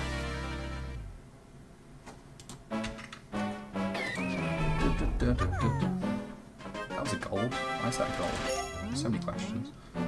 Anyway, what I was trying to say, yeah, so you'd have like a section like for the incident, and it would just be like a quick maybe 2-3 sentences per incident. Like, the newspapers I think would look different if that was the case, therefore suggesting it's not the case. I could be wrong, but that's my reasoning for believing that. I mean, it depends on the place as well. I definitely think in general, I might not have the best justification for it. I think in general people's perceptions of how often these violent crimes are is like people perceive it to happen far more than it does. Like people might perceive it as like 20-25%. In reality, it might be more like 6-5%. I could be entirely wrong on that. Obviously, those numbers are just to suggest the magnitude to which people's perceptions are wrong, rather than the actual magnitudes of it happening. I could be demonstrating my own fallacy here. It could be the actual percentage like 0.05%. I wouldn't be surprised if that's the answer. I just think that 25 to 5 is roughly the percentage change. So saying divide the likelihood you think by 5, and that's closer to it. But yeah, no, I could, like I said, ironically, I could be showing my own fallacy I'm describing. Why am I talking about this? I'm not talking about veganism. Oh yeah, like we get cherry picked of veganism. Like you see the times when like people, like I don't know if this was veganism. It might be another cause. I think it might be climate change, Extinction Rebellion. But like you see like examples of people like taping themselves to the road, right? And you go, that's annoying. And you see that and you take that as what that entire group's like, and that's just not going to be what the whole group is like. And furthermore, you'll get people who don't eat meat who can be really aggressive in these discussions too, because they're like that passionate that, you know, it's okay to eat meat. So like, you know, it goes both ways. But I think because it goes both ways, it means oftentimes these discussions get heated. Like I guarantee you, like if this video, I mean it's never gonna get more than 1,000 views, it might. Like I'm pretty convinced if this video gets 1,000 views or more, you'll be able to find maybe at least 2 or 3 comments in this video of people saying, like being really upset with me either way. Like I've not really expressed which way I feel about this argument. So like if I did, which I probably will just so we can see, that you'll get comments either way. Maybe by being on the fence I'll get comments from both if this gets enough views. I probably won't get enough views.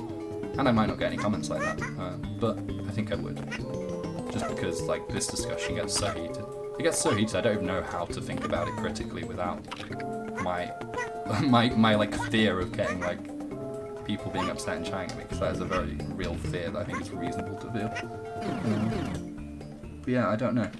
Oh no, that's the wrong way. Skip that. If I try my very best, which isn't going to happen, to like not let the fear of that get in the way, how do I feel about this? Eggs and dairy work. I think it probably comes down to how the animals are actually being treated in the individual cases, than the lifestyle choice, maybe. Although this isn't about. Oh no, this isn't about veganism. Is it about veganism? No, it's about vegetarianism versus meat eating. I completely got that wrong. I just saw dairy and eggs and assumed. That's really bad of me, isn't it? Dairy and eggs are more ethical to eat than meat. Oh, this is a vegetarianism. Oh.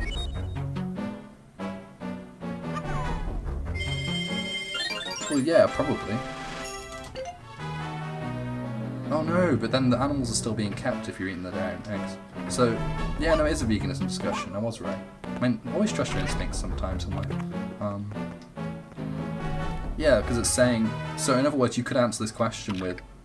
There are 3 ways to answer this question. Either it is more ethical, or it's not more ethical, it's the same amount of ethicalness because you believe both are bad, or it's the same amount of ethicalness because you believe neither are bad. Those are like the 3 ways you can answer it. So it's not a yes-no question, it's a bit misleading that way. Because your reasons for saying no could vary. So if you don't believe in any of that animal stuff, the answer would be no, but that's because you believe that neither are unethical, you think both are equally ethical, which is a stance you'd expect you get sometimes, right?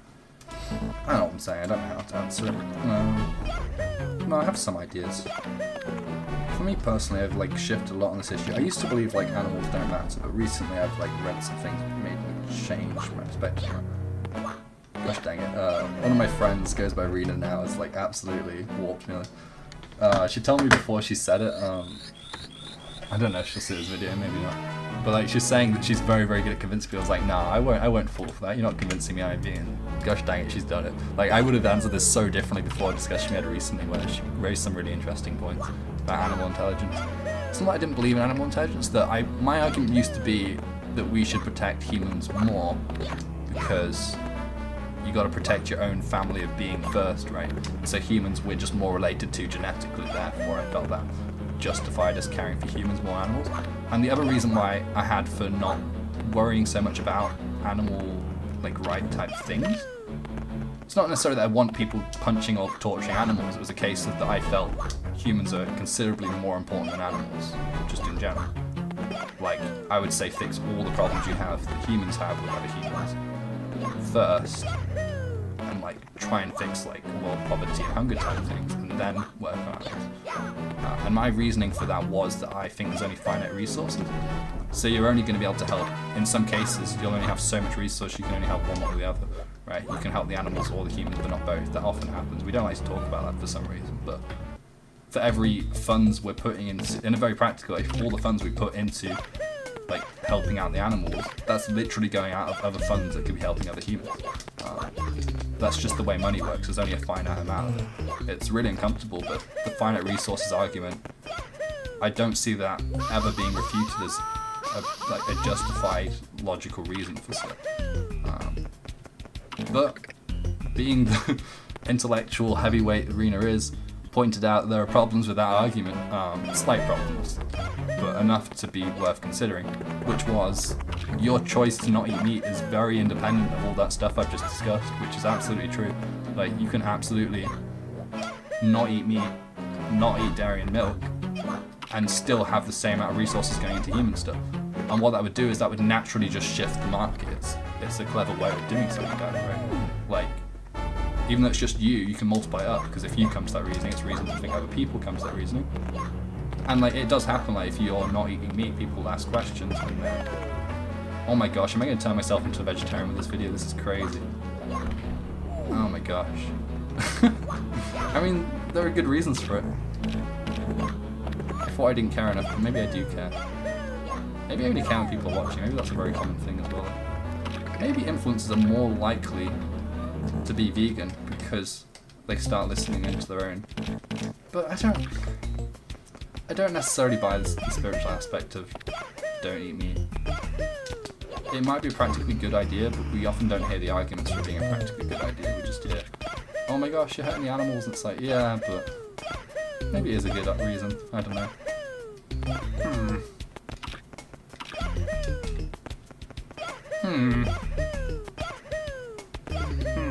Who knew this question would be one of the harder ones?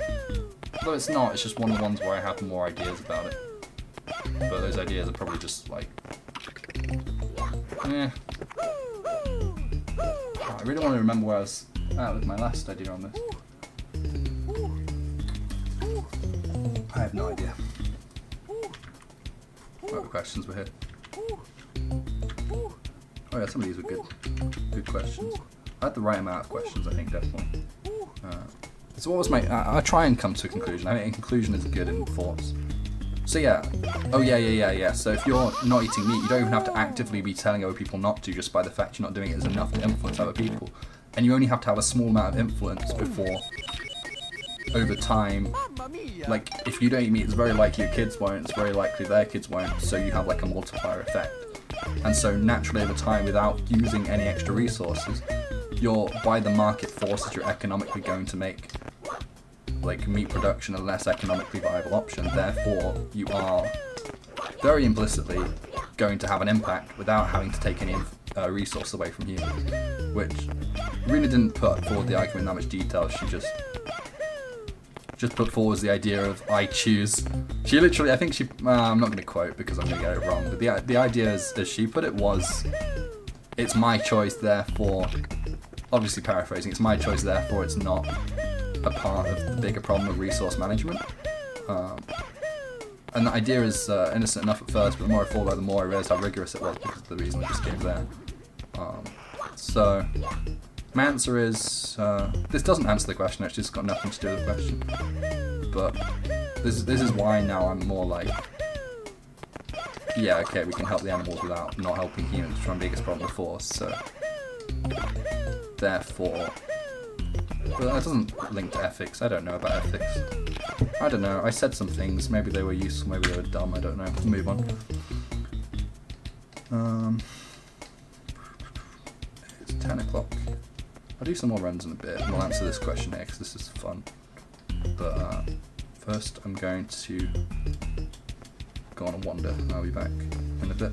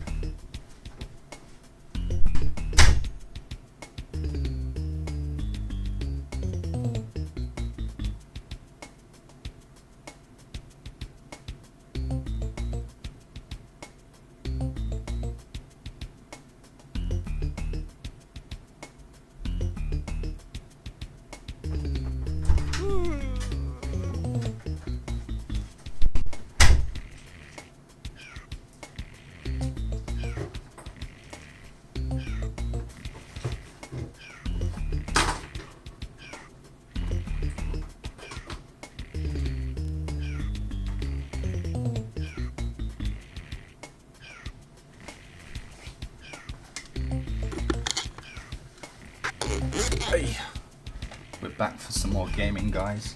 Whoa. After that heavy existential crisis I just had over the reasons for morality for or against animals in general.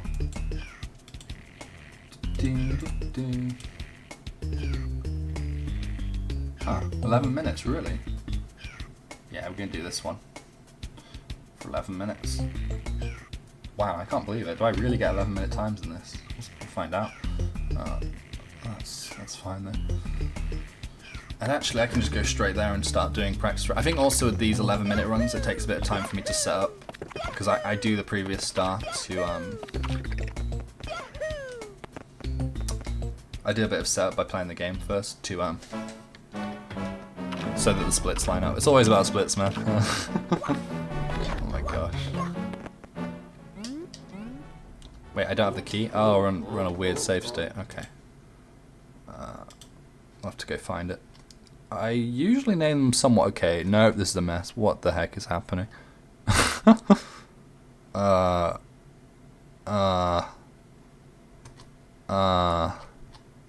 Give me a second to figure this out. There we go. This is the right one. We out here.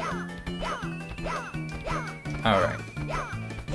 I can go straight into it. Wow, this is crazy. I can just be gaming over and over again and also be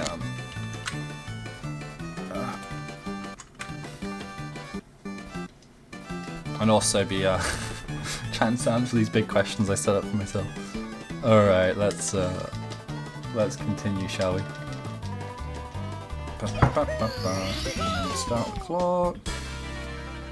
Now, alright, so this first part is like really important to this question because I don't think this works without thinking about either fictional animal pets or real life animal pets. But if I talk about animal pets I know in the real world, I have to give you a lot of backstory for it. But if I give you fictional characters people have heard of, then we can do it quicker. But I need to choose them. Goodness, I thought I'd have a really easy time thinking. I obviously didn't think about it at all before starting. That's just part of what I do.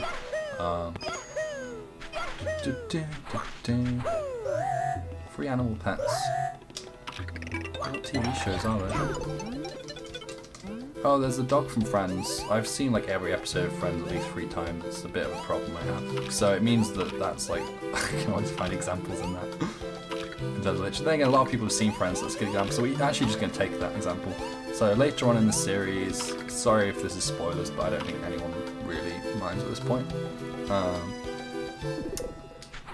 Phoebe marries Paul Rudd, which is called Mike in the series.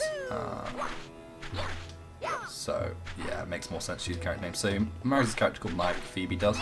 And at the wedding, Mike has one of his dogs as one of the best men. So we're going to consider that dog as one of the fictional pets. If you haven't seen that, don't worry, it's just a character has a dog, that's literally all we need to know. To be honest, there's not much backstory to that, but there's a tiny bit of backstory. And we can think about that dog. And that's actually a good example of one that's quite a normal dog. I guess now we should think of some more weird examples of pets, animal character pets. We want animal pets that have more characters in them. Maybe in like fiction. I'm thinking about The Hobbit, Lord of the Rings. I don't think there's anything like that. Oh, there's Gollum and the Ring in Lord of the Rings. We're gonna take that just so it's variation. So we're imagining the Ring is an entity being that is owned by Gollum because I think that'll be fun. So we're gonna do that. And I need one more. What's a good example of an animal character pet or animal pet? Oh, there's Curious George. Curious George is his own. Curious George doesn't quite work because he's just too humanoid. Oh, there's Wally. Wally's not really a pet. Does he have a pet? I think he does. I'll keep thinking. It'll come to me eventually. I really just have no idea though.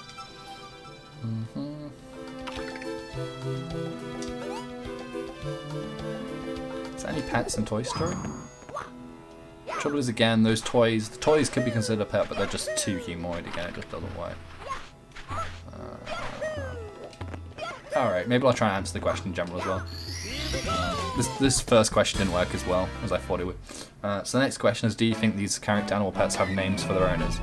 Which I thought would work better with examples, and maybe I'm just wrong. Maybe that works better in general. Do you think that pets have names for their owners? I mean, it's a reasonable biological question actually in terms of like, but probably beyond the scope of what I can do with just my head. So that is a hard question. Do animals name things? What is a name though? Maybe we should just like dig into the philosophy of a name. Like, isn't a name... I guess there are two parts to a name. One, it identifies something.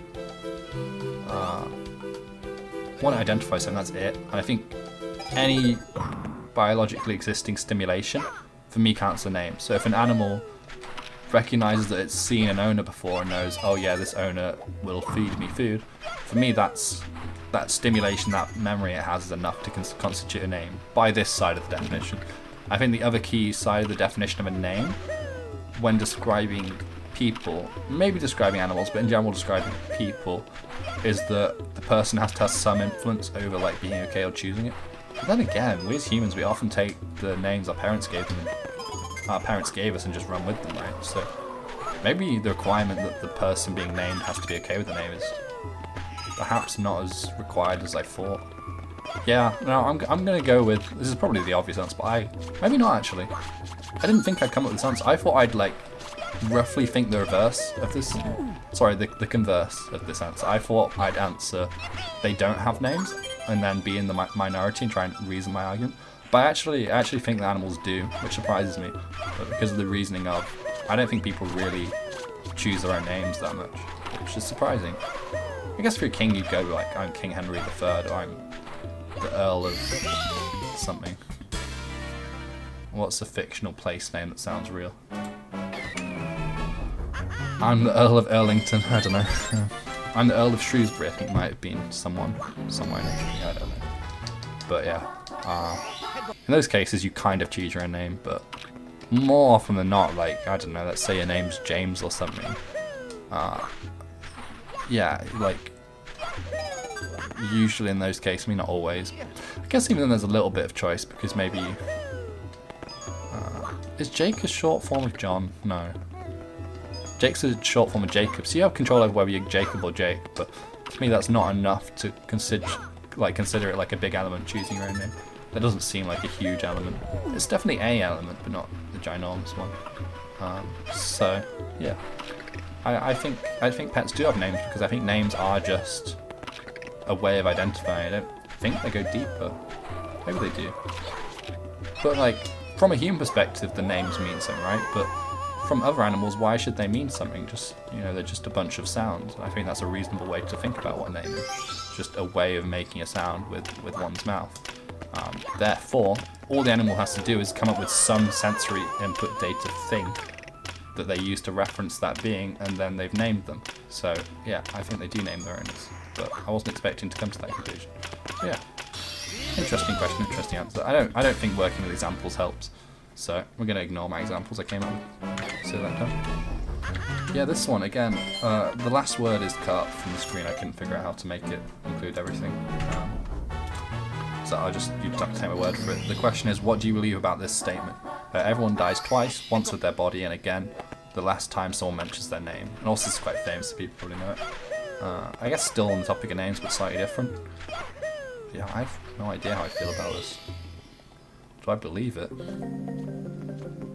For me, death is death, right? Like, I don't feel like being remembered is the biggest thing that comes to mind with death. Maybe some people it is, but I just... Like, everyone cares about other people a little bit, but I feel like with death, your primary concern is no longer being alive, right? Far more than is people going to remember things I said or remember my name. Like, I don't think that's that big of a deal. And I think because of that, I feel like the last time someone mentions their name is actually a considerably smaller death, I think, than, oh, I've really messed up. I'm just going to reset, I might as well. I'll do one more run and then we'll call it a day. This is going to be a really long stream, I think. But then again, streams are usually long, so this is fine. Although I'm out of questions, so maybe I'll just finish up with how I feel about this question and then call it a day. You know what, I'll try and continue. I just don't think I can catch up with myself. I think I'm too far behind to have any chance of PBing, which is really annoying. Might as well finish the run though.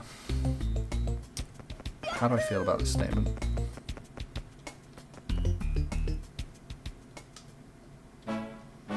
Yeah, so for me, I pretty much come to a conclusion, haven't I? I think they do die twice, but I think the second death is so much smaller. But I think it's still unnecessary. I think also how big the second death is depends on how much the original person cared about that. And that's kind of a weird way to think about it or define it, but that is how I feel like defining it. I feel like the original person involved should contribute to how big of a deal it is their second death versus their first death. The question is, do I feel like the second death in this definition is significant enough to warrant the name second death? Like, how common of a phrase that is, that second death? Is that just going to confuse people? Like, oh, did they raise from the dead? I mean, occasionally people do clinically raise from the dead, right? So maybe second death isn't even that common of a phrase. And like, it will very much depend on the person, right? Like, some people don't want to like have a publicly known name with lots of works and stuff. Like, if I guess, I don't know if it's a case of introversion. I guess it's a case of do you want to be published? And most people do. It's a case of fame. Some people want to be famous and other people don't, I think. So there is that. It looks like I'm going to PB, but I don't know why. I'm going to go for complex struts as well. Or maybe I'm not going to PB. No, I think I will. I'm going to go for hard strats here too as well. Why not?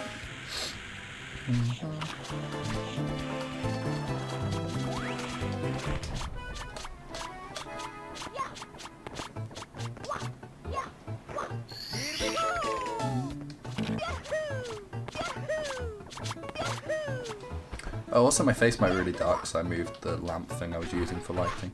It's just getting really warm. I need to probably get a non-hot lamp so I don't have that problem in the future. Oh, this might be really close. This shouldn't do. I should be able to do this last bit in less than a minute. Oh, maybe I saved a lot of time in the earlier parts actually, which I never split, so I never really picked up on. I didn't split a single time this run. That's great. Oh my gosh. Yeah, okay. Still a 40-second PB, even with me literally sitting and talking for about 30 seconds along with other mistakes.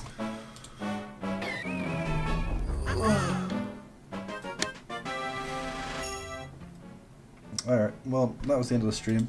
Let me know what you guys thought in terms of the format. I don't know how it was in the video. It was probably okay. I think the questions were decent. I think the format was decent. I think answering was decent. I just probably even your guest performances, I'll just need to stream enough times until I get some viewers and get some contributions in chat, which would be really fun. But I think this has potential, so I'm going to keep doing this format, even if it's not working views-wise, probably maybe, I don't know, maybe 10, 15 episodes. I mean, that's ambitious over the course of maybe like, I don't know, 8, 9 months or more. Just because I think this has potential and it's kind of fun to make. It's more fun than just streaming Mario, that much is sure. And I got a decent PB in Mario too, so I think the two elements oddly go together okay. I don't know if anyone's done this before. Maybe not, but it doesn't really matter. I think it's a worthwhile format. I think it's unlikely to have done before just because having a deep interest in academic philosophy and Mario is unusual, I think.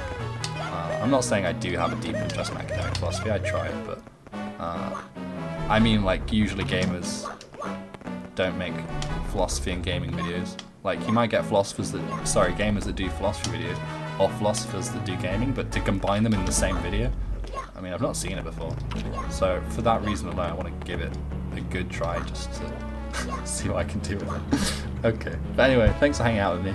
I'm here for the opposite, the converse/opposite opinions I put forward. So I tried to have I think with these questions it's good to have sometimes I get like too nervous and end up like sitting on the fence too much and not saying yes or no to like those questions that have a yes no. So I tried my best to be as opinionated as I could, just so there's something to argue with. I know I kind of dodged the vegan question a little bit. In the future maybe I'll do that less, but there are enough ones here where I had like a definite, concrete like which side of the fence I sat on, I feel like. So yeah, I'd like to hear the opposite opinions that people have. And if there's any really good comments, we might feature them in the next video, but I don't know, we'll see what happens. Alright, thanks for hanging out guys, bye!